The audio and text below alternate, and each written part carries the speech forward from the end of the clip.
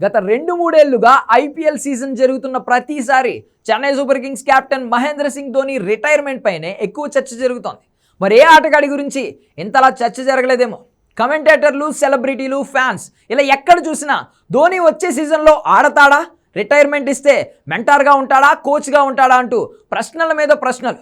ప్రస్తుతం ఐపీఎల్ సీజన్లో ఇదే చర్చ కంటిన్యూ అవుతోంది.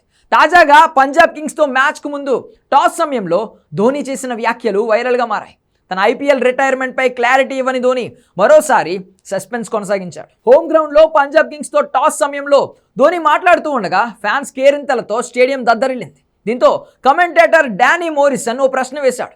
ఇలాంటి స్వాగతం తర్వాత వచ్చే సీజన్కు తిరిగి వస్తారా అని ధోనిని ప్రశ్నించాడు. కానీ 43 ఏళ్ల ధోని మాత్రం ఎలాంటి క్లారిటీ ఇవ్వలేదు. తన ఐపీఎల్ ఫ్యూచర్పై మరోసారి డౌట్స్ పెట్టాడు.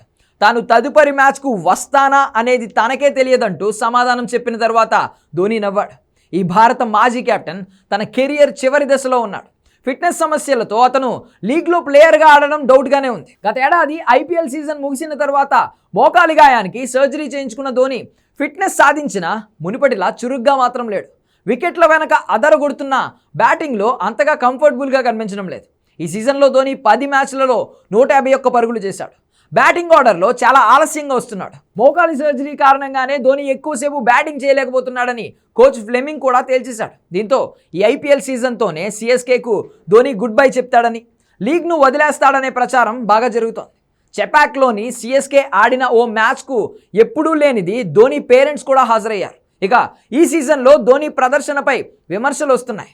రుతురాజ్ గాయంతో ధోని సిఎస్కే కెప్టెన్గా తిరిగి పగ్గాలు చేపట్టిన మహి అనుకున్న స్థాయిలో జట్టును లీడ్ చేయలేకపోతున్నాడు. కాగా గతంలో ఎన్నడూ లేని విధంగా Chennai super Kings utter flop అయింది. సొంత గడ్డపై ఏకంగా 5 మ్యాచుల్లో ఓడిపోయింది. 9 మ్యాచుల్లో కేవలం 2 మాత్రమే గెలిచిన ఆ టీం పాయింట్ల పట్టికలో లాస్ట్లో ఉంది. తాజాగా పంజాబ్ చేతిలో ఓటమితో ప్లే ఆఫ్ రేసు నుంచి ఇంటిదారి పట్టింది.